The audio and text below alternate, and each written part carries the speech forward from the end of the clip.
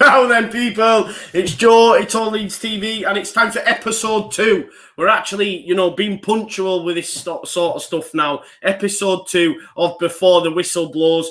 As you can see, Danny's with us again. Go on, give us a wave, Danny. Hello? What's going on here? What's going on? What's going on? Hello? Hello? Can you hear me? Yeah? Yeah. Why is there a lag? There's a lag. For fuck's sake. Oscar, take over, please. How are we doing, guys? So, I'm not sure Joe's going to join us back. I think he is. Joe will be back, guys. Don't panic. We're joined by 2 superb guests. Corey is back again. How are you doing, Corey, mate? I'm good, mate. Not bad. And Jamie joined us. You guys will remember about 2 months ago, me and Danny interviewed Jamie. Fantastic interview. You guys were begging for us to get him back on the channel, and he's back with us again, Jamie. But we've got a bit of a rivalry, haven't we, tonight? We've got a West Ham fan here, as you all know, and we've got a Tottenham fan here as well, to be fair. So a bit of a rivalry here, but anyway, guys, let's get on with it. So, Danny, how are you doing, mate? I'm cracking, mate. I'm cracking. Thanks for having me on. I think you are part of this channel, mate. You what, sorry? Are you lagging as well? No. Everyone's fine to me. Right. Joe joins us back again. I'm so sorry, right? What happened is, for some reason, I had it on YouTube on a different internet browser. So as I was talking, I could hear the internet. It was like I was talking to myself. I'm sorted that situation out now. I'm sorry. Honestly, this never goes off like perfectly, does it, to be fair? So, yeah, I know. I think I heard Oscar introducing the guys. Basically, we were supposed to have Conor here from West Brom Fan TV. He pulled out at the last minute, no doubt due to the fact that West Brom are doomed for the drop. We brought in, back by popular demand, Corey's back, West Ham fan. And, of course, as you know, Jamie, for fountain of knowledge when it comes to Newells and BLs, but also a Tottenham fan. I thought it'd be good if we could get a Spurs fan on, just so we could have a chat about, obviously, last week's result, how great they've done, and the fact that Gareth Bale is back in English football, which is absolutely huge. But the first one I want to touch on, guys, this evening is West Brom v Chelsea. Naturally, we were going to go to Conor, and he would tell us a bit about West Brom. But yeah, I'm gonna hand it over to Corey. Corey, do you think West Brom are doomed for the drop, mate? Oh, definitely, mate. Yeah, they're definitely screwed. No, seriously. I think they're really struggling defensively. Like we've seen in the first 2 games, that they just can't seem to keep goals out. And I know Everton are a good side and Leicester are a good side, and obviously they've got a tough run of fixtures, but defensively not great. But I mean, going forward, you've got Grady there, you've got Pereira there. They've got some kind of beacons of light, but yeah, they're gonna have to pull something out of the bag for this game. Yeah, it's going to be a tough test, isn't it? I know, Oscar, you had a few choice words for Lampard, and I've seen a lot of Chelsea fans creaming over this Havertz hat-trick, which I understand, but it was Barnsley, and it was, I know we didn't do great against Barnsley last season. I mean, we won the game ultimately, but they battered us for large periods. But, Chelsea have spent upwards of 200 million. They should be expected to beat Barnsley, and Havertz should be expected to shine in a game like that. So I think coming back to Premier League football, let's see if Havertz, etc., Havertz and co, Chilwell and co can do something. What are your thoughts on that? Have you seen a bit of that yourself? I know you had a few words to say, didn't you? Yeah, I mean, Havertz was that good against Liverpool. He came off at half-time. So, at the end of the day, it's you're looking at it and thinking, Lampard can't think that much of him, to take him off on the game like that. I know they're down to 10 men, but it's the kind of game where I think Lampard, they've seriously got to put something together in a game like this, Chelsea. You've already seen Everton put 5 past them, Leicester put 3 past West Brom, and I think West Brom, you look at them and think, unless they get a striker, I think obviously, as Corey said, Dean Garner, Pereira, you know what, they can win games on their own, but you still need that 15-goal season man up front. And I'm looking at him thinking, Charlie Austin, Probably not. Robson Cardew, never really done it in the Prem. You just don't really see where the consistent goals, are going to come from West Brom. And to be fair, you know what? In that Everton game, I thought up to going down to 10 men, I thought they did okay, West Brom. Okay, obviously, when it goes down to 10 men, just Rodriguez, Richarlison just run riot at that point. But I don't know, look at this and think, well, Chelsea have got to be looking to win this game and win this game convincingly. Because I know they won at Brighton, I know they won 3-1. But they weren't convincing in that game. Brighton had chances in that one, and on another day, I think they got James smashed one in from 30 yards and then no goal. You're not going to get that look every single week. And then against Liverpool, they looked absolutely nowhere near at it. So, I know the Havertz hat-trick's getting a lot of praise as well, but he's got to do it in the Prem, mate. That's what they're brought him for. They're not brought him to score a hat-trick against Barnsley. He's got to score, in games like this or in games against, Tottenham, Liverpool, etc., etc. He's got to turn up in those kind of games, and he hasn't done so far. No, I agree completely. Jamie, I mean, what are your thoughts on Chelsea and all the money spent there? I mean, do you expect? Really, we should be expecting a cricket score tomorrow for Chelsea. For me, the likes of Werner, etc. Yeah, possibly against West Brom, but I think that Chelsea are probably going to struggle in the first half of the season because they have a problem on their hands that a lot of other clubs have had the same problem when they've spent 100 or 200 million in one go, in that you buy 5 or 6 star players and you try to put them all into the team at once and they don't know each other and they don't know the players from last season and they haven't gelled and they're not playing well together. And I think we're going to see that at Chelsea because I think obviously the players they've bought are going to be stars at some stage. But I think we saw it with United the year they brought Pogba back and they bought loads of other star players. It's kind of like the Real Madrid model, right? Just buy loads of players for 50 or 100 million. But time and time again, it doesn't work by just putting them in amongst, 5 or 6 other lads who were playing together last season. And I think, I don't want to get on to Bielsa and Leeds already, but you can see why Bielsa doesn't throw new signings in straight away. He takes time. And he takes time to figure out, right, does this player actually work with the other players? Are they gelling together? How are they doing in training? Whereas it looks like Lampard is going down the route of just, all these star players straight into the team. I don't think it's going to pay dividends for them. I think it's going to take time for those players to adapt to Chelsea and to adapt to the Premier League as well. Yeah, I agree with you completely, mate. Hopefully by that point, when they start to adapt, Lampard's already out of a job. But we'll have to wait and see. But Danny, what are your thoughts? Right, so they've just brought in the new goalkeeper, yeah? But then they've got the world's most expensive goalkeeper on their hands and 70 million in Kepa, right? Like, what happens in that situation, Danny? I mean, what are they going to do with Kepa? Are they going to try and move him out? It's a bit of a strange one, isn't it? It's like Jamie said, they've just thrown, who's available? Right, Thiago Silva, right, we'll take him, we'll do this, and we'll just throw it all together. It's madness, isn't it, mate? 100%. I mean, they've got the checkbook out and just given a blank one straight to Lampard. We say it every week that he's bringing the youth through, but he's bringing the youth through from other teams and other countries. But with the Kepa situation, they've obviously brought Mendy in to replace Kepa, in my opinion, because some of the goals he's letting in and some of the remember the fiasco when he wouldn't come off, he won't be subbed. Yeah. And that just proves his attitude to me. That's what I thought, Danny. I genuinely was like, when he let them in and he's had such a torrid time, I thought, serves you right. Is that how you felt, mate? 100%. I just like, if I was the manager and my player refused to come off, he won't get minutes again until he's earned my trust back.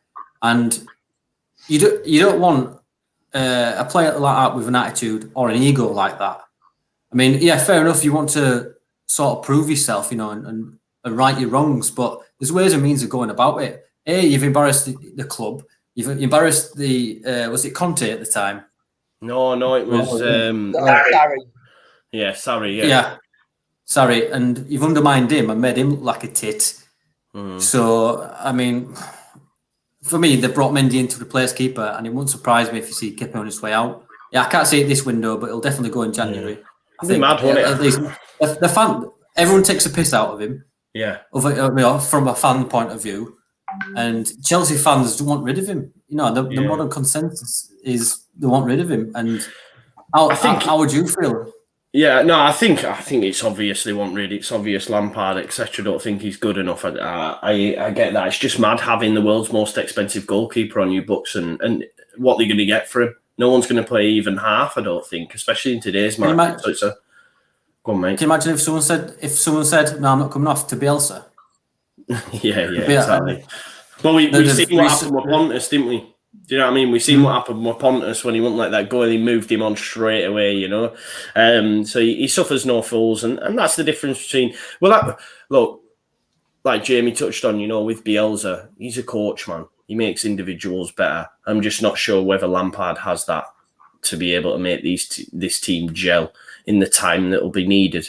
I know we always talk about Chelsea, you know, I get a bit of unfair stick. But people forget, you know, this rivalry between Leeds United and Chelsea goes way, way back. You know, we've always had that, you know, back to the 1970s. I just think people don't realise that. They just think we hate Lampard because of the Derby situation. It's not. It runs deeper than that. So, yeah, for anybody watching, that's just a fact check, yeah.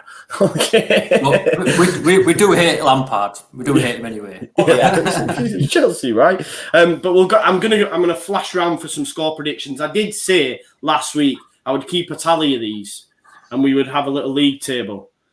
And I lost a bit of paper that I wrote them down on. And I just thought, listen, I've got kids, I've got videos putting out, It's all right. We'll just get score predictions. We don't need to run a league table. We've got Danny with his all stats, aren't we, for that? All smart, aren't we? Sorry. And Corey will get a second go at it tonight, actually, as well. I bet he's buzzing. He's been swatting up with your encyclopedia.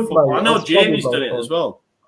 You've both done it before, actually, to be fair. But we'll go for score predictions on this one. I'm going to start us off. I can't see nothing. It pains me to say it, but I think Chelsea are going to batter them. I think it could be 4-0, if I'm being honest. Corey, what about you?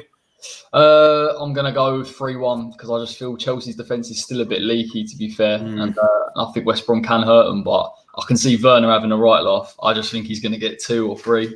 Yeah. No, I'd go along with that. What about you, Jamie? Yeah, I was going to go 3-1 as well. I think if Kepa plays, West Brom have a chance. Just fire a few shots in. So I think West Brom will score, but I think Chelsea will win. Great stuff. Oscar?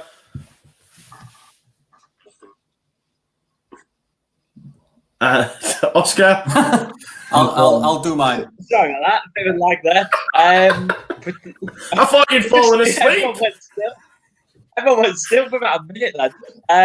I'll go 2-1. I can't see Chelsea keeping the clean sheet with Kepa in goal, just to be totally honest. I think you just need to hit shots on target. One's going to go in at some point. But yeah, I think Chelsea, Werner, as Corey said, too much quality there. Havertz might get one as well. I'll go 2-1 Chelsea in this. And Danny? I'm going to go with other guys and say 3-1 as well. I think Pereira will probably get one because he's was it Pereira or Diangana that scored a pearler the other day. I just think if he gets on a clean run, he's going to get one. But Werner for me is I think he's, even though he plays for Chelsea, I think he's a great striker. He's fast, he's strong, he can cut in and out, and I think he'll be a kid in a sweet shop. Yeah, up against Liverpool, he was, found himself one-on-one a few times with Fabinho. It's just Fabinho was just so good at centre-back, which you probably didn't expect. I bet Chelsea, when they seen that Gomez was out and Fabinho was in at centre-back, they were sort of licking the lips a little bit. But obviously, Fabinho did such a good job on Werner, I thought, But yeah, I agree with you. I think he'll be licking his lips ahead of tomorrow and he'll probably get off the mark in the Premier League, if I'm being totally honest.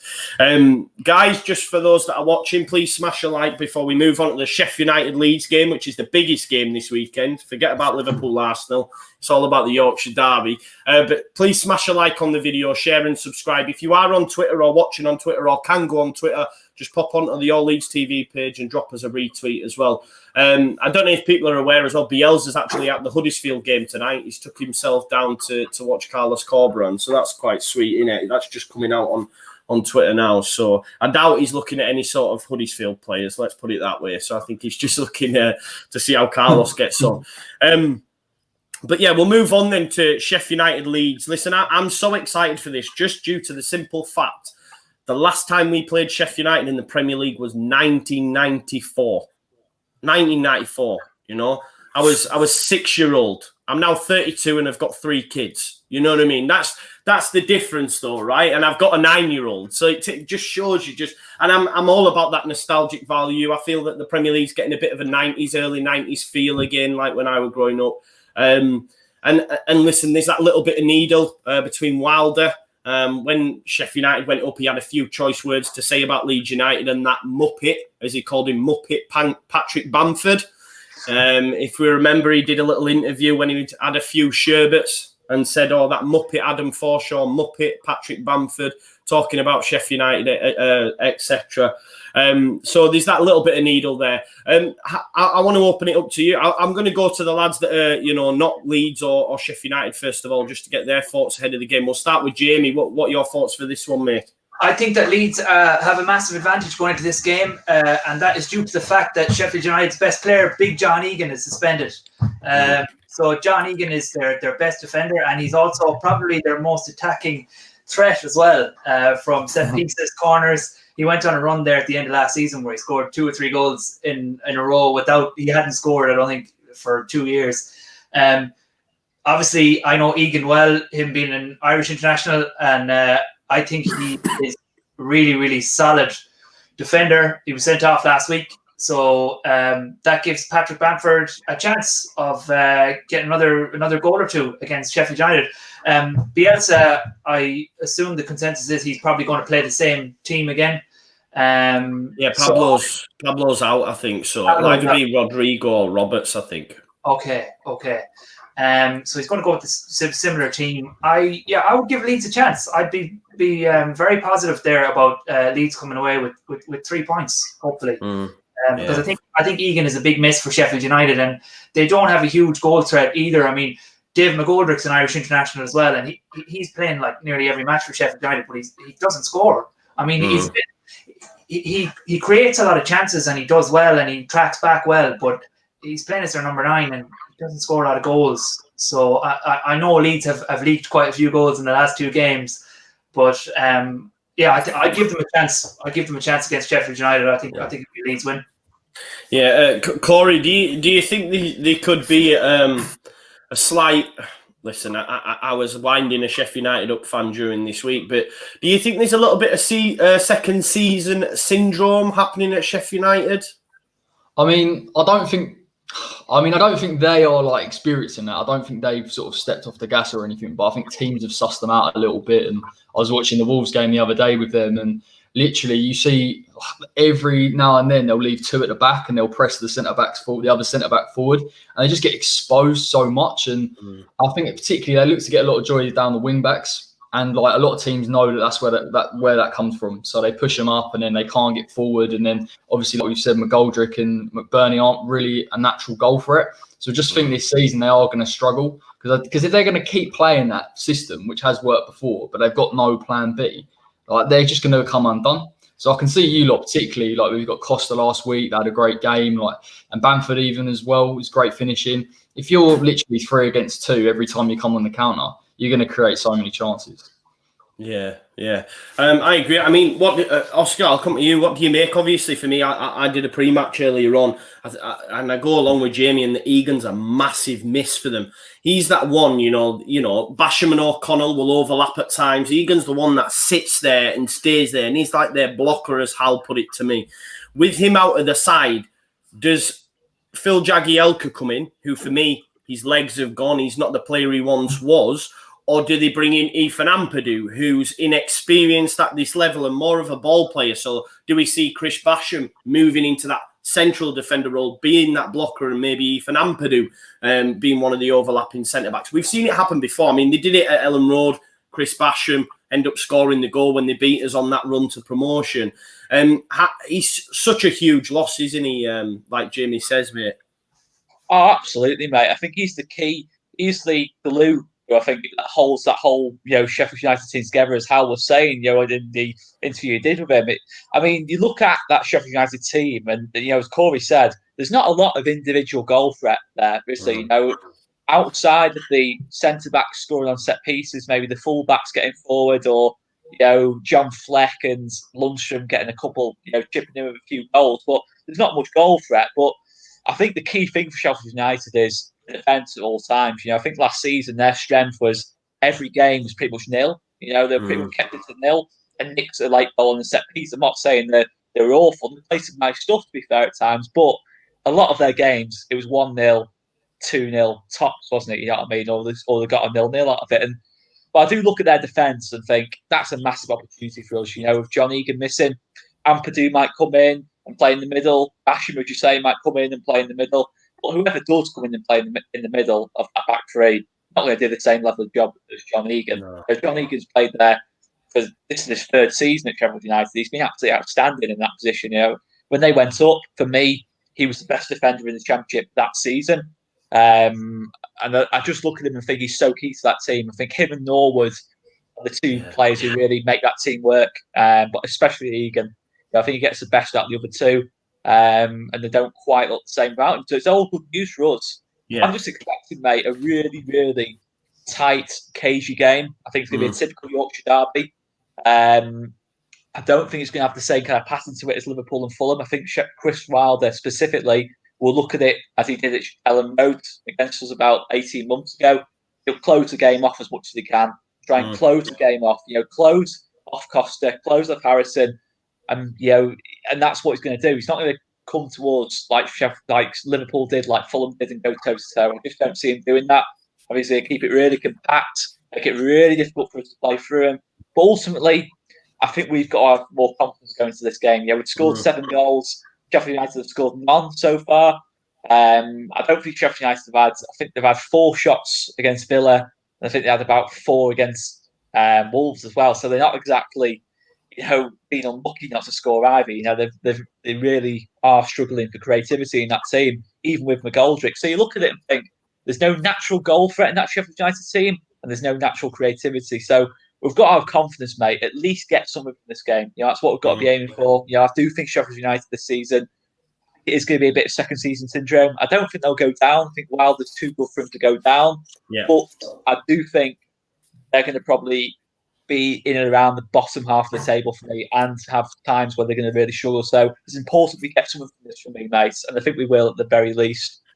Yeah, I totally echo what you say. I think for me, the game's going to be, I think he's just going to sit in. He's going to let us have a lot of the ball personally and try break them down. Like you've said, they're so good defensively. If they'd have scored that penalty against Villa, I reckon they see the game out 1-0. And they were down to 10 men, and they defend resolutely. And maybe Chris Wilder, maybe he plays the young kid. Is it Ollie Burke who they brought in? I think he was at Forest. He went to Red Bull, and then he's come back. Right, he's at Sheffield. He played really well against Villa. I know he's a winger, but he played him up top, I think, against Villa, and he's got that pace. So maybe he tries to employ that and tries to catch us on the counter. For me, the first goal's so vital in this game. If Leeds get the first goal, I think we'll see it out. However, if Sheffield United were to get the first goal, I think it'll be really, really difficult to break them down. And I feel it could have a little championship-esque kind of feel to it in terms of how the game pans out. How do you see the first goal? Do you see it as being important, Danny? Yeah, I mean, obviously, stats show that when we score first, we tend to win games. But to just mirror what everyone else has said, I think it will be a tight game.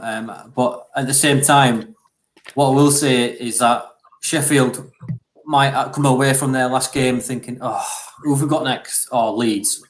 You know what I mean? Just that little bit of a mental factor for them. And we're going in with some confidence.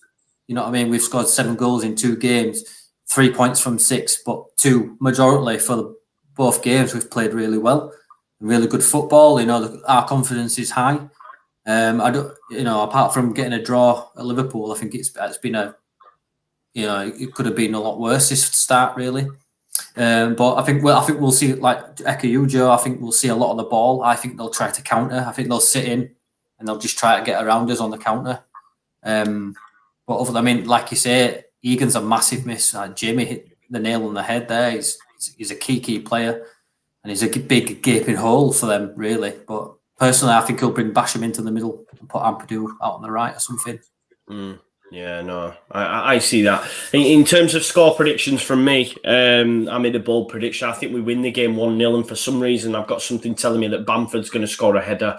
But yeah, I know that's a bit specific, but I'll take a win all day. I've said it. If you looked at the fixtures at the start of the season, out of them first 3 games, I said we realistically could get 6, and that'd be a great start. So if we can win on Sunday, I think it's absolutely huge ahead of Wolves and City at home. because they're sort of free hits a little bit for me. So if we can get 6 points, get this one out of the way, and I think we will win, and I'm going to go for a 1-0 Leeds United win. What say you, Danny? I say 2-1 Leeds. I think Harrison and Costa. I just think that Koch still getting his feet at the back. I think, might just slip up a little bit. But other than that, I think we'll play well. And it'll be 2-1 Leeds. Good. Oscar? Yeah, I agree with you, mate. I think 1-0. I think it's going to be a very similar pattern of game to that one at Bramall Lane. I think it might be a late winner off Paddy Bamford. I do think Paddy Bamford as well. I think when Paddy Bamford gets something in his head, when he's got someone who's starting on him a little bit, we've seen it before, Paddy Bamford. He just loves it, doesn't he? He loves to wind people up. And I do see Paddy Bamford scoring in this. He's going to be pumped up, full of confidence, scoring in his first 2 games. Yeah, no John Egan to worry about as well. I do feel Paddy. I see them stuck in Costa Harrison, but I just think of Bamford in the middle, just dragging him around out of position a little bit, being a bit of a pain in the arse to an extent. I do see Paddy Bamford scoring in this 1-0 Leeds. Yeah. And maybe if Egan's there, it's a lot more difficult for him to do so. Yeah. However, without Egan, he's going to be chomping at the bit. He's been doing some mad sort of celebrations, like doing letters. So I would love him to do the whatever Muppet to Wilder. That would be class. Jamie, what's your score prediction, mate? Yeah, I'm going to go for 1-0 as well. Late Leeds goal after the 80th minute, I think. I think someone mentioned there that it's going to have that championship feel, and not to disrespect the game, but it's going to be cagey. And I think a lot of those games, remember from last season, where Leeds were 0-0 and they just needed that one goal and they eventually got it. They dug in deep. So I think, 1-0 Leeds win, a late winner, I think. Yeah, good. I'll take that. And Corey? I remember you're on a Leeds show, yeah? I've been on twice now, so I mind myself. No, I think you win 2-1. I think it's going to be quite cagey early doors. I think they'll sit quite deep probably. And then, like we've seen in the other games, they'll sort of push up, get a little bit optimistic, and then you'll hit them on the counter. So, which you seem to be very good at from your last 2 games. So, yeah, I reckon 2-1. Good. Clean sweep then of Leeds United win. We'll take that, won't we, boys? Moving on then to the next game, and I'm going to let Jamie take lead with this. We've got Tottenham, Newcastle. After that first game against Everton, and you looked at the business the 2 clubs had done, I think it was the first time Everton had beat Tottenham since 2012.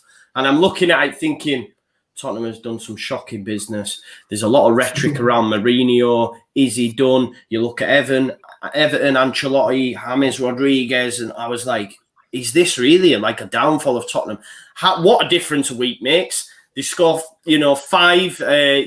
Kane gets 4 assists. Son scores 4 goals. They bring in Gareth Bale, and it's just mad how quick things can change in football. How excited are you as a Tottenham fan, mate? I think you kind of touched on it there, but the Bale signing, from a mentality point of view, it has lifted the whole club, the fan base, the players, everyone.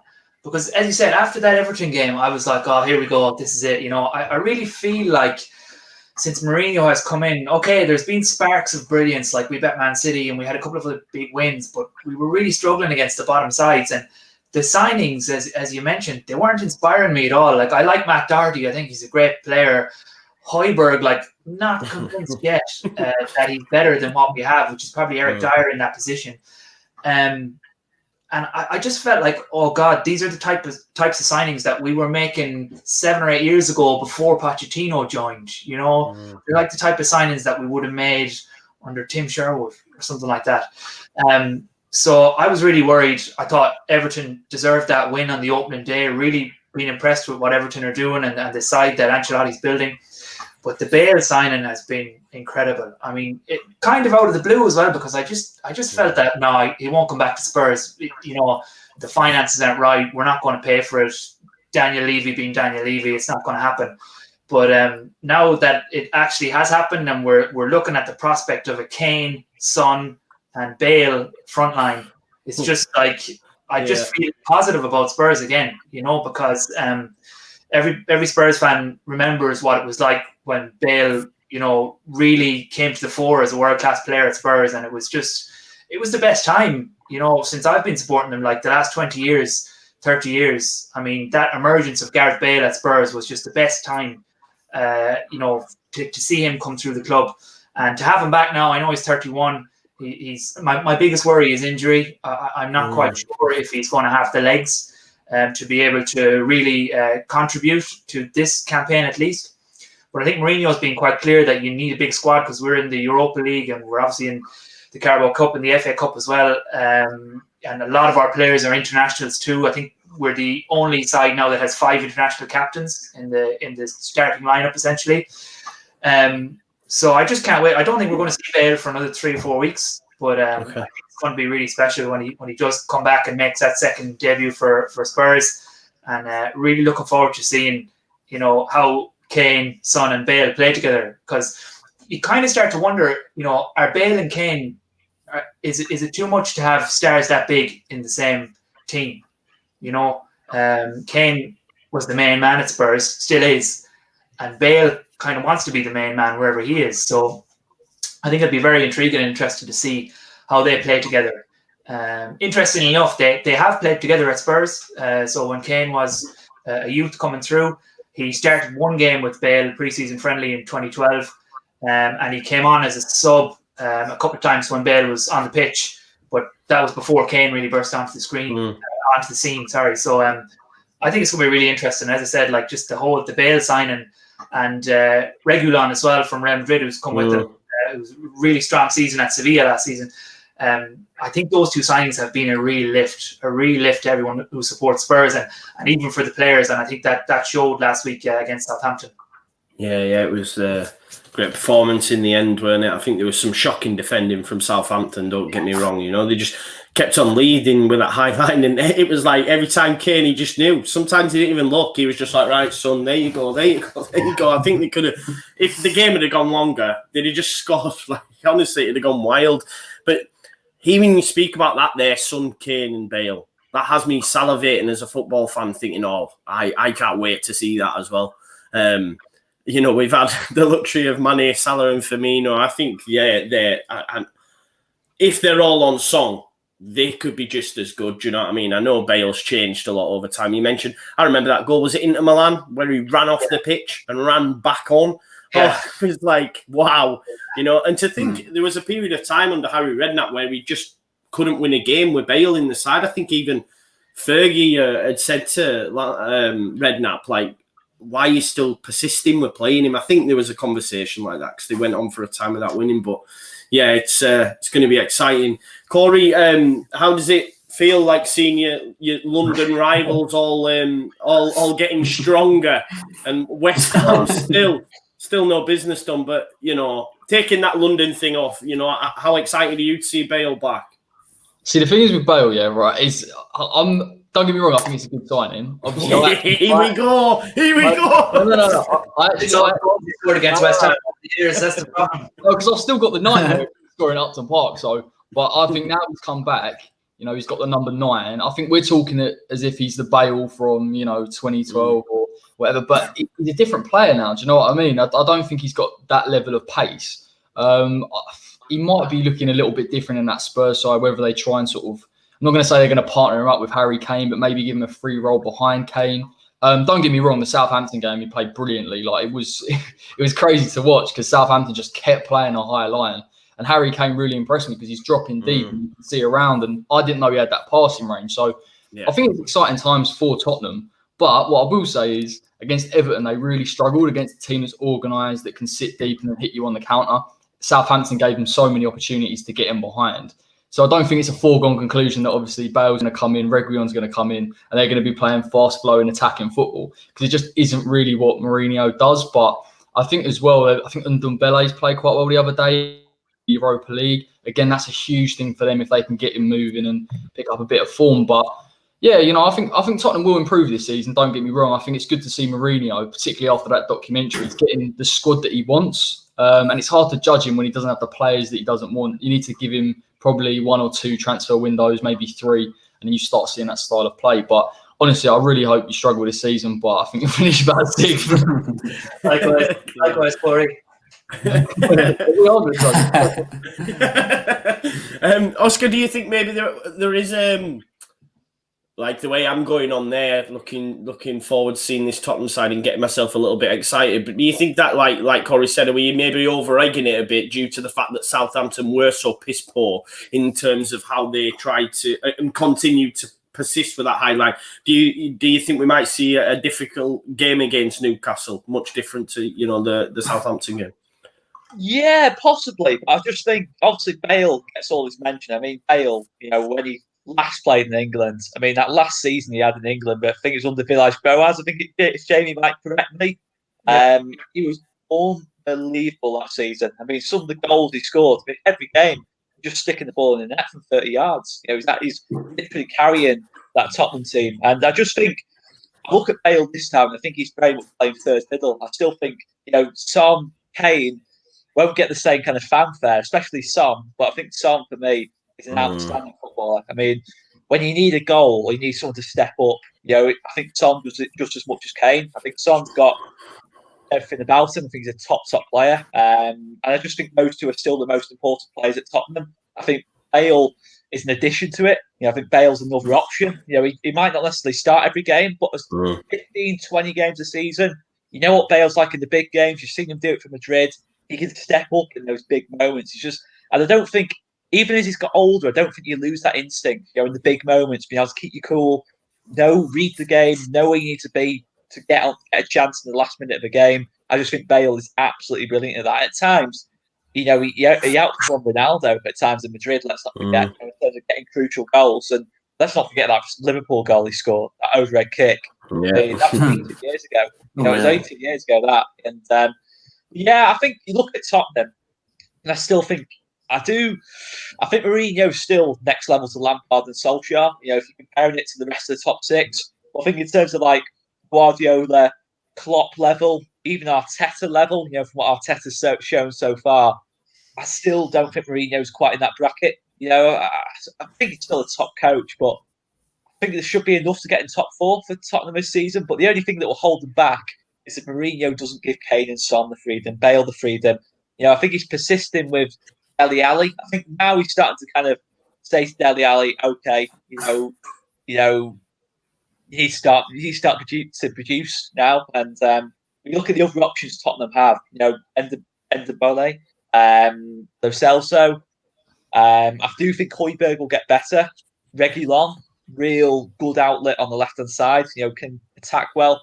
I think there's so much attacking options there at Tottenham. It's just about, will Mourinho let them play? That's the thing. Yeah. We've seen it at Chelsea. He let them play. Real Madrid, he let them play. At Scum, it was hilarious to watch at the time. He just basically told Pogba, Martial, all these players will never work off the ball and forget about what they do on the ball. If he does that at Scum, he will fail at Tottenham. But I think from that documentary, as Corey mentioned, I did see a different side to Mourinho. One that's kind of, I need to adapt to the modern game a little bit more here. He's the way he's kind of in his press conferences and team talk. So I think they'll win this game against Newcastle, because I do think Newcastle are absolutely unbelievably bad. I mean, that Brighton game, to be 2 down. I know Brighton are going to be much better this season, but to be 2 down at home inside 8 minutes, and then, to not even look like going back into the game, not even making any attacking substitutions. I just think Newcastle are in trouble. Yeah. Fairly easy top for me, mate. Yeah, I to be honest, at the start of the season, I had them. I had Newcastle. I did Monday Night Football. I had them in the drop zone. I don't know. I'm not too keen on Callum Wilson. I know a lot of people. I think it's a good signing, but was he really banging them in for Bournemouth before they went down? I'm not so sure. Do you know what I mean? I'm not sure he's the answer. I mean, if you speak to a Newcastle fan, they'll tell you John Joe Shelby should still be in the England squad or should be playing in the centre. Honestly. He was all right in the Championship, don't get me wrong, but he ain't all that. I think it's Newcastle blinkers. But yeah, Steve Bruce isn't the man there for me. And I think they could be in trouble as well. Danny, do you give Newcastle any sort of hope in this game away at Tottenham? Well, I think if John Joe Shelby pulls his wand out and acts like Voldemort and wears his magic, and I don't know. I can't with the way that Son's firing, I just can't see Newcastle coming away with any points. I mean, I actually used to like Newcastle. I thought they were all right, but how do you think Spurs have I think they'll win about 3-1. I just can't see. I mean, that second goal from Maupay, that was really poor to concede. Was that? If we'd have conceded that, I'd have dived through the door, because that was it's horrible to concede like that. And but no. To answer your question, no. Yeah, no. There's a lot in the fact that someone made this point to me. There's a lot in the fact that Mike Ashley's actually spent cash under Bruce because he understands the level of his coach. Whereas under Benitez, who's a top level coach, he very rarely give him anything, because he knew he didn't need to spend money, because Benitez would get the job done. And hearing someone say it like that, and I was a bit like, that makes sense, a little bit. The fact that he's gone, I best give Bruce some money, otherwise we're fucked. Do you know what I mean? As opposed to Benitez, who's a master coach, a master tactician for me. So yeah, I mean, I don't give Newcastle much hope in this game. Anyone like Son, I think anyone who plays FIFA can appreciate how good Son is as well, just due to the 5-star 5-star skills, all that sort of stuff. Everyone can. That guy is top, man. He's a brilliant player. His Son, man, I love him. And such a nice guy as well, man. In that documentary, I thought he came across great, man. I thought he was brilliant. Hilarious, wasn't he? Yeah, he was brilliant, man. Really nice guy. Although I've heard some Tottenham fans say a lot of that was Mourinho trying to paint a new image for himself. It wasn't the real Mourinho. Like someone said to me, that Danny Rose, if that's no cameras, Mourinho's telling him to fuck off. Do you see what I'm saying? Whereas he was like, just go see Dan then. Go see Dan. I just don't see that. I don't know what do you think, Jamie? I think it's shocking the way Danny Rose has been treated, really. I'm not. There was that. Because he hasn't been given a squad number this season. Now, he has made it clear that he wants to leave Spurs. But a lot of Spurs fans are forgetting the service that Danny Rose has given us for the last, I think, 12 years. Because he's a Leeds boy, right? He was signed from Leeds as a youth. Danny Rose has been a phenomenal player for us, especially under Pochettino. I think it was 2016 when we had a back four of Rose, Kyle Walker on either flanks, and Vertonghen and Alderweireld in the middle. The defense was unbelievable. We just didn't concede any goals. It was just rock solid. I like Danny Rose. I think he's a brilliant player for Spurs, and I hate to see him. He went up on the website with the rest of the squad, and he had no squad number. I think I'm not happy about it at all. I saw that scene in the documentary. I thought I was really impressed with Danny Rose, the way he spoke, and the way he was. He was confrontational to Mourinho, but I think he was very fair in what he said. But I think you're right, Joe, in terms of like what actually went on behind the scenes, because that was staged. Come on, that was staged. Yeah, exactly. He knew it was there, didn't he? He knew the camera. And Dan, I know, Danny, we're going to jump in. I just want to say, I did a thing with 90minute.com, and there's some guys on there that are pretty close to Tottenham, and they were saying they're well aware of other players going to see Mourinho, other players that weren't happy. And I just think it's the fact that Danny Rose has now been painted this picture of him. It's easy for them to stick that in the final edit and none of the others, to leave Danny Rose looking like a tit, basically, a bit of a knob, because they want to move him on anyway. Do you know what I mean? Go on, Danny. I think you wanted to jump in before Jamie jumped in. I was just going to say, I think Leeds still have a sell-on clause, don't they, for Danny Rose? So we get a percentage of that. I don't know. I think they'll take it. I think... Well, they're not going to get feck all for him nowadays, I don't think, anyway. He'll probably run his contract down. Yeah, I just, like you say, Mourinho, fuck off. You know what I mean? That sort of dark Portuguese accent. I can't see it have gone down that if the cameras weren't there, but there we go. But we'll go for score predictions. I think it's going to be, I'm going to go 3-0 Spurs. Corey? Yeah, unfortunately, I'm going to have to agree. They're too quick. Newcastle can't deal with... You see what Lampsey did to them the other week. I mean, can you imagine Son and Kane running in behind? So, 3-0. Yeah. Jamie? I'm going to go 2-1. I think Newcastle will score against us because we are still leaking goals at the back. And also, to me, Newcastle are a bit of a bogey team for Spurs. I've had some bad games against Newcastle. the ones that stick in my mind are the season that Leicester won the league and Spurs were second. We went up to Newcastle on the final day of the season under Pochettino, were beaten 5-1. A ridiculous game. And there was another game in 2013 where Newcastle came to London and we had 31 shots on goal and Tim Krul saved every one of them. And Newcastle won 1-0. I'm going to go for a Spurs win, 2-1, but I'm a little bit worried because we have problems with Newcastle. Oscar? I'm going to go 4-1 Tottenham. 2 for Son, 2 for Kane for me. I do think they'll concede. I still think they're a bit dodgy at the back, Tottenham, but Newcastle goal threat, I still can't see them getting more than 1. So 4-1 I'm going to go for. Oh, nice. And Danny? I'll go 3-1. I think Harry Kane will get an hat-trick, I think. Nice. A few Son assists, to be specific. Kane's in my dream team, so I'll take that. Then I think Son will score all 3 then. That's right. You knob. But right, we'll move on, guys. Just to make you aware, please smash a like, please share and subscribe. And if you're on Twitter, please drop us a retweet. Moving on then, we're going to, the best of a bad bunch of the ones that were left. We've got City Leicester. I don't know. It's a game I look at. I'm a bit like, meh. I wanted to sit 5 games, and then what I will say though, how impressive were City the other night against Wolves? Were people impressed? I think for me, it's that I know we've seen the back end of last season, the emergence properly. I felt of Foden. I know he's been knocking on the door for such a long time, but the fact that he started, he scored, and I think he's going to be a real massive season for Foden. You know, he's so lucky as well to be playing alongside KDB. You know, he must be learning so much. It's so good for England as well. But yeah, City. Who wants to take us away? I mean, I can. Yeah, they looked alright. To be fair, like De Bruyne is obviously in banging form again. Like, and the thing about him was his work rate. Like that goes under the radar so much, but you know, he puts pressure on his back four, and then he can pick it up, and you know, he just creates endlessly. But I don't know. Like, I did think Ake come in. They looked a little bit more stable at the back. I've seen a lot of people, like Man City fans, saying that John Stones had a good game. I mean, he had an okay game, but he still looks a little bit. I don't really understand. They love him, and I'm like, well, he looks like a defensive midfielder. He doesn't look like a centre back at all.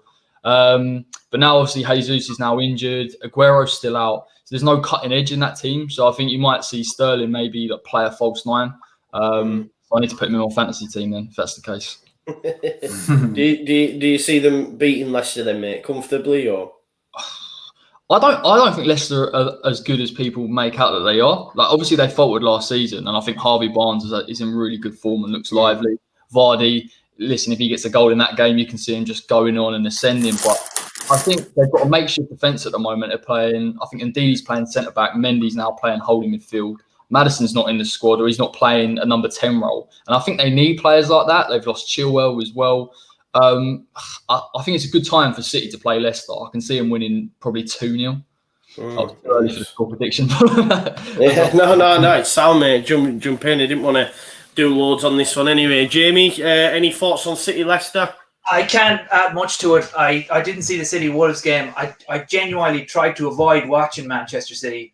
They're the team I like watching in the Premier League. I know they play nice football and they've got star players, but for me as a club, they don't do anything for me. I think, you know, as a Newell's Old Boys fan and a Bielsa fan, you might guess why.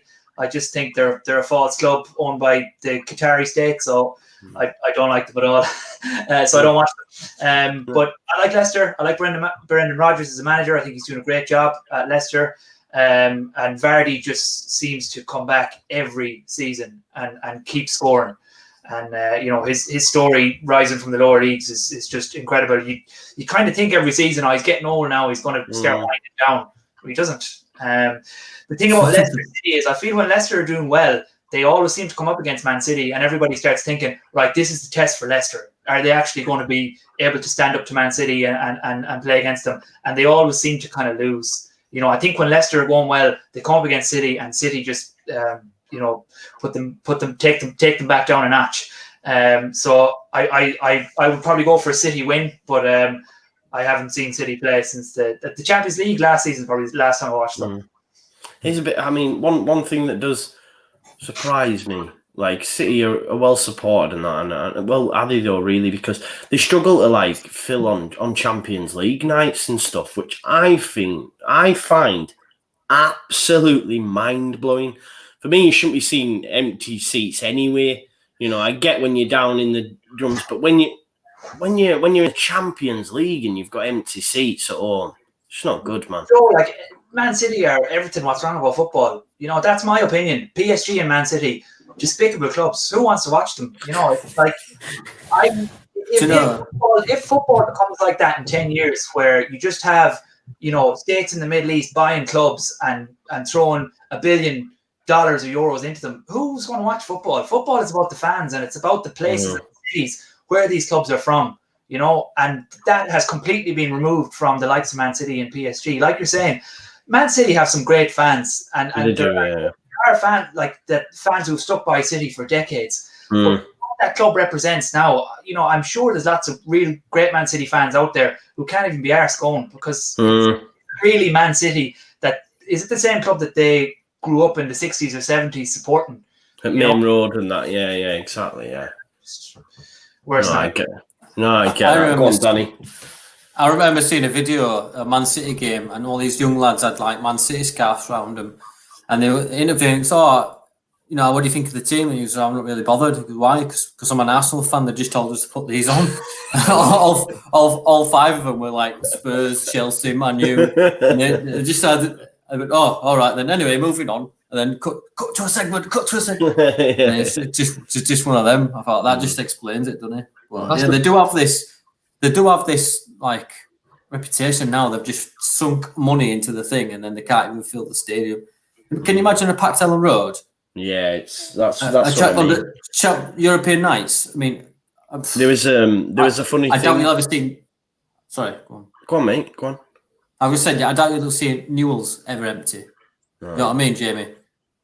No. I think there was a funny thing as well, like when lockdown happened and there was different, like obviously we had our crowdies and other and City had this like electronic scoreboard, but it had fans on, and even that wasn't full. It was gas in it. Oh yeah, no, I see that. It's like, oh, for fuck's sake. You know what though?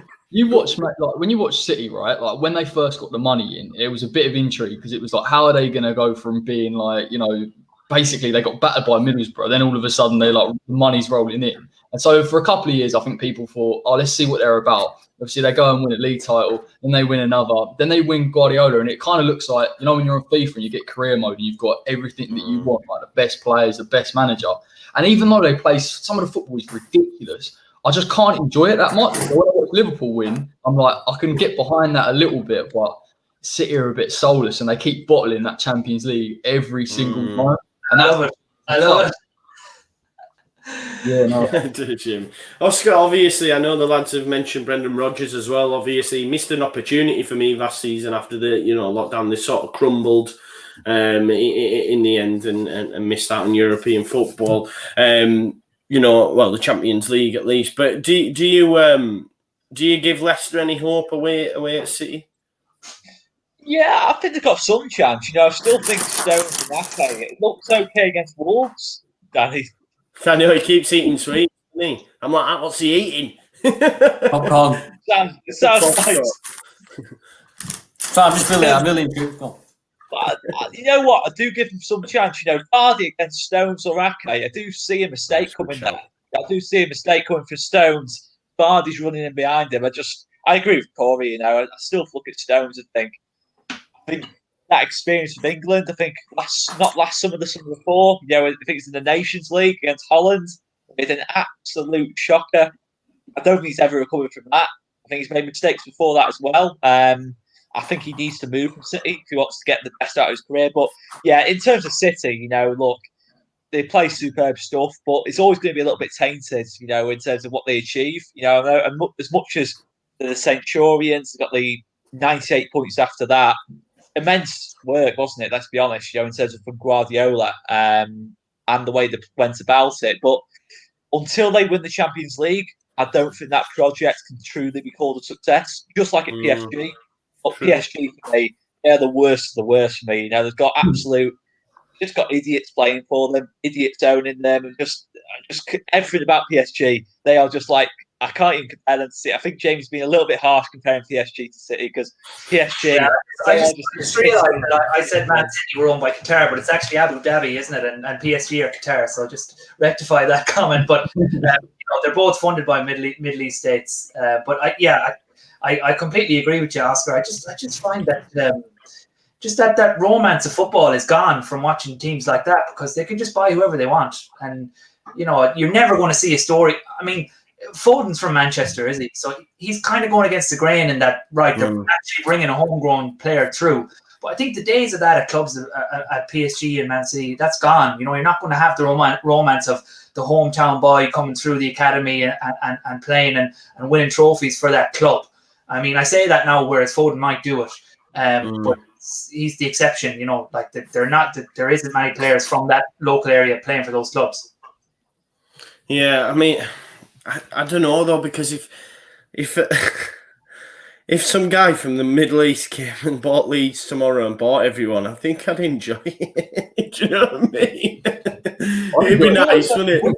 You know what? First 2 or 3 years being a City fan, that must be just unreal. You got just David Silva coming through the door. You've gone from like Stephen Ireland to David Silva in the space of a year. It must be, Yaya Touré's coming in, Aguero. You've got all these names coming in, but I think the novelty, does wear off after a while. Yeah, to be fair, No, you're probably bang on. We'll just do a quick round the houses before we move on to the last one, which is for me one of the big ones of the weekend. So I'm gonna go for 2-1 City. Corey. 2-0, mate. 2-0 City. Yeah, Jamie. Yeah, 2-0 as well. Cool. Danny. 2-0, yeah. 2-0 and Oscar. 2-1. 2-1 City. 2-1. There you go. I know Tim's. I was going to mention this guy as well. Do you remember? Not Adam John. What's the Michael Johnson? Do you remember Michael Johnson? Yeah.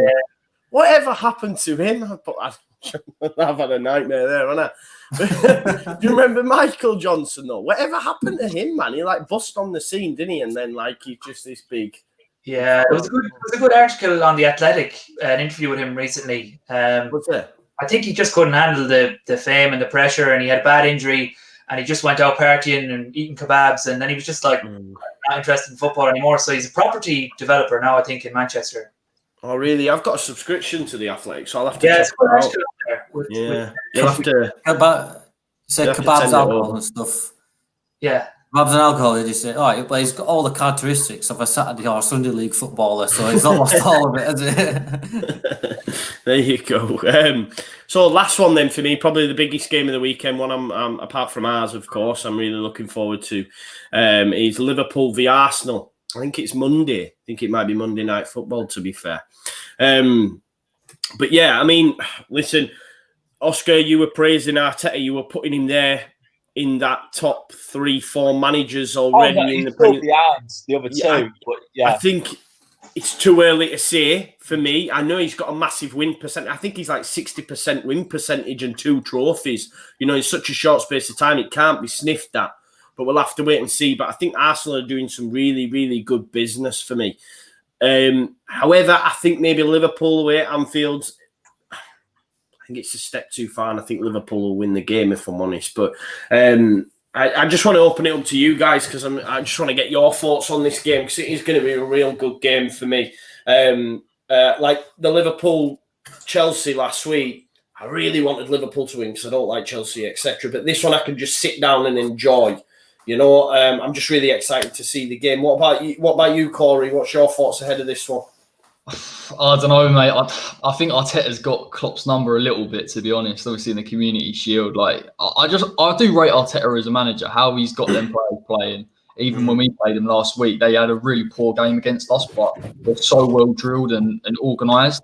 The way to beat them is through pace, and I think Liverpool will open them up slightly. But again, Liverpool brought in Thiago, and he had a brilliant 45 minutes against Chelsea. He's just going to dictate the play. I think in terms of his passing range as well, he looks to get Alexander-Arnold and Robertson on. So there's going to be overloads in those areas. I just think it's going to be tight. I've got a feeling, I think they're going to nick it, Arsenal. I think Aubameyang as well is because I actually don't think Alexander-Arnold's had that good a start to the season. And I think down that left-hand side, he can pick on him. Like you lot, when you played against him on that left-hand side. Jack Harrison exposed him, man. Jack Harrison exposed him. Exactly. And obviously, he did the same where he cut in. And it's going to be the same with Aubameyang. He's going to cut in and get onto that right foot. So I fancy him to get a tight 1-0. Oh, it'd be nice, man. It'd be nice because I don't want is to live. I don't think they will. But seeing the signing of Thiago, and I just thought, Liverpool are going to end up fucking running away with it again, and I don't want that. Do you know what I mean? Just as a fan, yeah.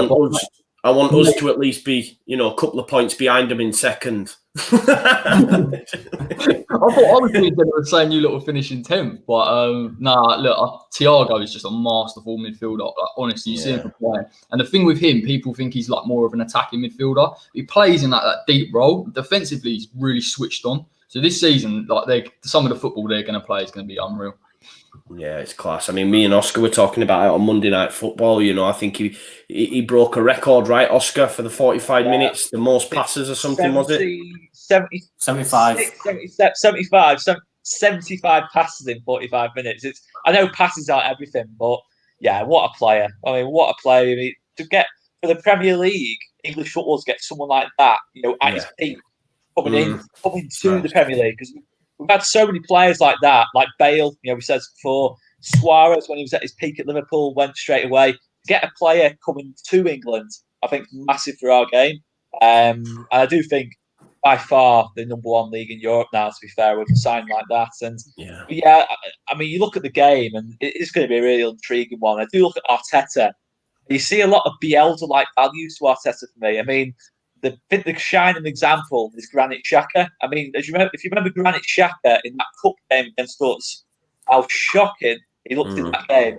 Matthäus Glick just had him running all over the pitch. He could have been sent off about 4 times. The amount of fouls he gave away in that game.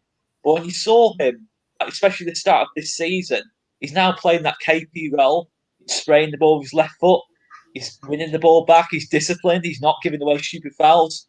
That's a top coach, that, for me. And look, he's still he's got another 5 or 6 years to get anywhere near a Pep or Klopp. But I look at it and think, Arsenal, to be fair, like Tottenham, I look at them and think they're strong top 4 contenders this year. I think from last year, obviously, they've both had really disappointing seasons last season. I see them being a lot better this time around. But this one, for me, a game too far at this stage for me. I just think Liverpool has got too much quality. I think Thiago, as Corey said, I think will probably win the game. Or if Thiago doesn't start, Henderson, I think it's as good a shout. I think Henderson probably playing the best football of his career at the minute. I think that Chelsea game, first half, that pass he played into Mane. Well, have you seen the video? Have you seen the video? Oh, it's unreal. He's telling he says, Mane, in between the centre-backs, next moment, bam. It's just brilliant when stuff like that happens, isn't it? Oh, unreal, mate. And he's a leader as well. In those kind of games, you want to and he always turns up. I just think, the Arsenal defence, as much as Arteta has really made it a little bit more watertight against Liverpool, you've seen Arsenal before have those real, circus kind of moments, at the back. I just think Mane or Salah will just find. I think there'll only be a goal in it, I think 2-1 or a 1-0, but I still think Liverpool in this one, to be honest. Yeah. I'm going to come to Danny next because I want to leave Jamie being a Spurs fan till last. but Danny, what are your thoughts, mate? Can you see Arsenal getting something at Anfield? I can see, if I'm honest, I can see a 2-2 draw. I just Aubameyang, and Lacazette maybe. Well, even Eddie, because he's been in good form, hasn't he? I just think I like the way that Arsenal are playing. It's very Leeds-esque, if you will. But I like Arteta. I think Oscar's got it nailed on it. He's doing his own thing down there in Arsenal. But then going on to the Liverpool side, you've brought in Thiago, who's suave as all, and Jota as well. Jota as well. I think I read today. I think Hendo's injured. I think, or out of contention for the start. So I think if Thiago's starting, I think he'll just be sniper with them balls and just picking them out. And if Hendo's telling Sadio to do a run, I think Thiago's got that one step ahead of Hendo already, and he's he's got more experience, more champions under his belt and stuff, championships. Sorry, and I was watching him doing them passes, and they were just inch perfect and the curl on them as well. I just think when you've got someone like that in your team, I don't think you have to worry. I think the results just come. But then I can see it being tight either way. But I think I'll change my answer. And I think Liverpool will edge it. Just I think. Yeah, I've just convinced myself. Yeah. You convinced yourself about your own argument. Yeah, I'm off to go put my Thiago pajamas on after this. Yeah. My favourite thing was that video, man. Thiago Alcantara, and they were all dancing. It was brilliant, man. I kept playing it.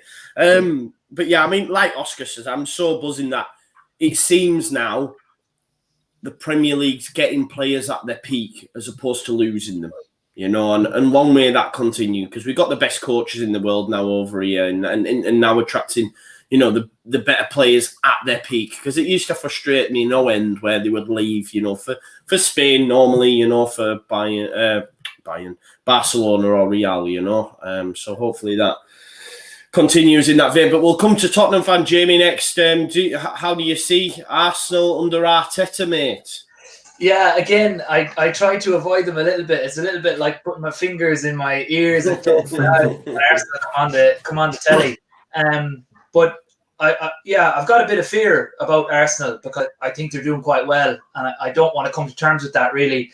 I think Arteta is showing shades of Pochettino when he came in at Spurs. He didn't immediately turn them into this kind of Champions League side. Spurs came fifth in Pochettino's first season, and I think Arteta is just he's going under the radar a little bit. He's winning games every week by 1 goal or maybe 2 goals, and he's got them. Like anytime I've seen highlights, they've been playing really well. I think Willian is a fantastic signing. Spurs tried to sign him. Spurs tried to sign him the first time when he went to Chelsea, and anytime he played for Chelsea, he always turned up in the big games. Willian, you could always count on him for a brace or a goal from a free kick. He did it against Spurs so many times. Willian's punished Tottenham in a lot of games for Chelsea. I think he's a great signing. So I'm a little worried about Arsenal. I am. I think they're coming back. A little bit. I wasn't worried about them when Emery was in charge. I thought he was a complete buffoon, in the final few seasons of Wenger as well, we were laughing, thinking, Jesus, Arsenal are going nowhere. They're going backwards. But I think Arteta's been around, brought in some great youth players as well. Liverpool, I don't know about you lads, but I feel a little bit like in the first 2 games, they kind of just were a little bit relaxed. Liverpool, they kind of gave off this aura of we're the champions. We don't have to do too much in these games to win. And that's not to disrespect the performance of Leeds in the first game or against Chelsea last week. Chelsea went down to 10, didn't they? Early on. So Liverpool had that a bit easy. But I just feel like Liverpool, they just lacked that little bit of hunger in the first couple of games. I just thought they you knew they were champions. They strolled on they weren't the same Liverpool, I don't think, as last season and before the lockdown. But I think Thiago is it's an unbelievable signing. And I just think, why did Bayern sell him? It's very strange for the champions of Europe to sell one of their best players to a competitor really in terms of Champions League. But I just think Liverpool need to go up a few gears yet in the Premier League. Just the first 2 games, I just thought they lacked a little bit of an edge that they had. I think there was a little bit, a definite sign of arrogance from Virgil van Dijk, I felt, for me, especially in that first game. Maybe, but I don't think Klopp will allow it. We'll have to wait and see. But in this game, I just can't see past a Liverpool win. I'm going to go 2-0 Liverpool. What say you, Corey? I'll go Gooners 1-0. Goodness. Jamie? I'm going to go for 2-2 draw. 2-2 draw. That'd be nice. It'd be enjoyable. Oscar? I'm going to go 2-1 Liverpool. I just think Liverpool, just one thing to talk about Thiago in terms of the arrogance thing. I don't know if you saw at the end of that game against Chelsea, Klopp was doing his usual, he puts his arms around all the players. when he put his arm around Thiago was like, "What are you doing? I can do this every week, man." You know what I mean? Just arrogance to me. He was like, "What are you doing?" Kind of I've had a shit game. That's the thing. Yeah, at that level, I just think for me, I'd have decent money on Liverpool to possibly even do the double this year. Possibly even win the Champions League too, but 2 on Liverpool just about. Danny? 2-1 me to Liverpool. I think it'll be a great game, but I just think Liverpool just have that edge. Cool. Well, thank you for that, lads. I've not written down any scores this week. Just remember them mentally, all right? No, but thanks for the chat. The moves us on now to the last segment. We've gone over a little bit longer than we should, but it's all right. It's been a good chat. I've enjoyed it, so we're all good. You two have actually taken part in this before. It is my favourite section. I enjoy it. It's time for All Smart Aren't We? Now it's time for All Smart Aren't We, presented by Danny. There you go. It never gets old. I love it. Classic. I love it. So let me get a minute on the clock, right? We've got a minute on the clock. You both know what the score. You've got a minute this time to answer as many questions as possible. And who's going first, Danny? We'll go with Jamie first, since he's returning. And it's been a while since his last. So, Jamie, would you like to pick home or away? What's the difference? One's at home and one's away. Okay. Yeah, go on. I'll go away. Away. Right now. Do you want me to start the clock? Now, how many Premier League titles did Rio Ferdinand win at Manchester United? 3. 4, 5, or 6? Oh. 4, 5. I'll move on. Which goalkeeper was named Czech Footballer of the Year for 6 consecutive years? Petr Cech. Correct. Which former Newcastle United and Manchester United striker appeared 15 times for England, scoring once against Albania? Andy Cole. Correct. Which North East club won their first FA Cup final in 1937, beating Preston North End? North East. Sunderland. Correct. Nice. Against which team did Frenchman Benjamin Pavard score one of the goals of the tournament with a swerving strike in the 2018 World Cup? Argentina. Correct. Egyptian striker Mo Salah joined Liverpool from which club? Fiorentina. Incorrect. It was Roma. Which Argentinian defender scored a winning goal for Manchester City in December 2017 2-1 victory against Man United? Otamendi. Correct. That's Which it. club ended a 10-year... We're over. Yeah, that was 1 minute 5. So I'd let you finish that one. I've started, so I'll finish. Which club ended a 10-year stint in the Premier League following relegation at the end of 2017-2018 season? Fulham. Incorrect. Cool. 5, Jamie. Not a bad showing. That's that, mate. good. I think, yeah, Boovy's actually leading the way with 6, who was on last week. Corey, you got 4 last week, mate, so you've got another shot at it, man. Oh man. Okay. Yeah. So, tell me when, Danny. And are you ready, Corey? Yeah, mate, go for it. Right. And go. Brazil beat which country 2-0 in the 2002 World Cup final? Germany. Correct. Which English football club was previously known as both Excelsior and New Brampton? Bolton. Incorrect. The Hawthorns is the home of which English club? West Brom. Correct. Which Liverpool defender won the PFA Player of the Year award 18-19? Virgil van Dijk. Correct. Which English midfielder won 30 caps for his country, scoring several goals? His nickname was Sick Note. No idea. Okay. Which English defender became the first to move between 2 English clubs for over 30 million in 2002? Rio Ferdinand. Correct. Which German striker was known as Der Bomber? Miroslav Klose.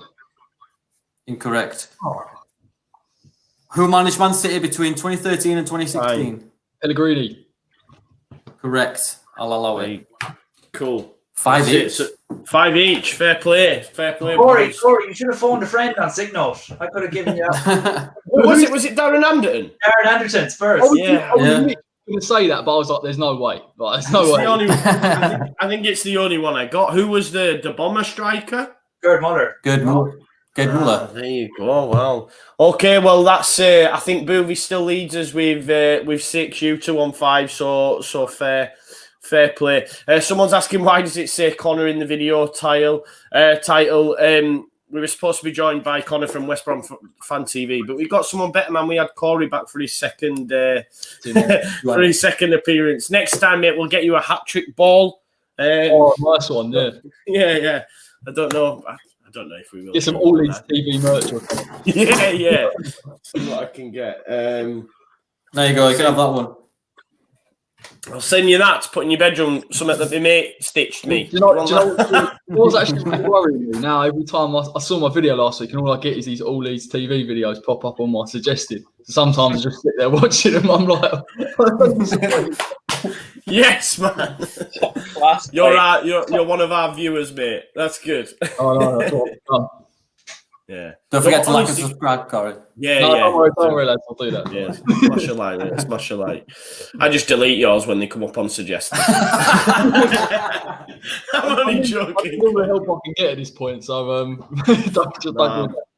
honestly, make sure you check out Corey, the West Ham way.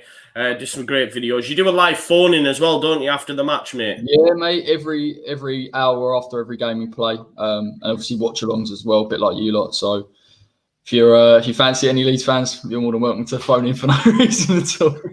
It's just phone in and just start shouting, Leeds won. Get him out the studio quick. But, no. Yeah. So make sure you check that out the West Ham way. Jamie, where can we find you, matey? I'm on Twitter at Newells_EN and NewellsCaraco.com. Newells Caraco is behind me there. Yeah. we actually were tweeted the other day. Yes, love that. Danny, do you want to say what happened, man? Yeah, basically, Newell's tweeted something saying that we love Bielsa and all that kind of stuff. The official account, the verified account, I should say. And I quote tweeted it saying "Vamos Leeds Carajo," and they quoted that tweet saying Leeds fans learning Spanish because of Bielsa, and which led on to them tweeting another thing saying that if this gets 500 likes, we'll put all Newells that way in our bio, and they've actually done it. They've actually done it. So fair play to them. They finally realised that they get more followers by actually engaging with Leeds fans. Yeah. Years. It's like, well, that's the mad thing is, Jamie, when it came through and he put it in the WhatsApp group, I said to Danny, I went, "That's absolutely huge. Newell's Old Boys, the official club," and he went, "Joe, we've got more followers than him." And I was like, "What? That should not be the case." They didn't tweet from that account before I set up mine. And then I set up mine, and they're like watching mine all the time grow. And then they're like, "Shit, we better do an official one." So they're looking at me like engaging with Leeds fans, and Leeds fans wanting Newell's shirts and wearing Newell's shirts, and they're like, "Oh God, we better do something from the official account to do with Leeds." So if official Newell's, if Newell's actually sold shirts to Leeds fans, they could probably buy another stadium or extend the stadium some more. I told them, I know the people who work for the club. I know the head of marketing. And I said, we just sell the shirts to the UK. He's like, no, the shipping is too expensive, blah, blah, blah. It's just, it actually annoys me because I'm really trying to get those shirts imported into the UK and Europe, and it's really tough. But like, they're missing a trick there by not selling them because Newells don't have much money like the club, like the Argentine league. There's no money in it at all, and they could actually make a nice few quid if they just sold the shirts in England. Yeah. I guarantee you that like the shirt, 60 bar, people would pay upwards of that just to get it if it meant getting it shipped from Newell's. With Bielsa on the back or whatever. Trust me, you're right, mate. They're missing a trick because I would buy one. I would buy one 100%. They know as well, like they see all the comments coming in, we're going to get Newell's shirt, we're going to get Newell's shirt. So they know, but I don't know why they're actually not doing anything proactive about it. I don't know. Crazy. But thank you, honestly, thank you both for coming on. It's an absolute pleasure. Really enjoying doing this little segment that we have on a Friday. It's a good laugh, and it's nice to have everyone. And I'll say thank you to everyone that watched us this weekend. We have, well, straight after this, actually, we're going to be sticking Oscar's video out. He did a lovely interview with Leif Davis of the Leeds United fame. Really class video. So we're going to hit that one live as well after this. So anyone watching this, just stick around because we're going to make that public straight after this. Oscar has a football friend, don't you, mate? Friend, don't you? You have a football friend. So do that. And then, of course, Sunday, 12 o'clock, we'll probably go live from about 11, I'd imagine, Oscar, like 11:30. Yeah, and we'll have a nice chat about the first Yorkshire derby for decades. I really can't wait for it. So thank you everyone for tuning in, and we'll see you in a bit.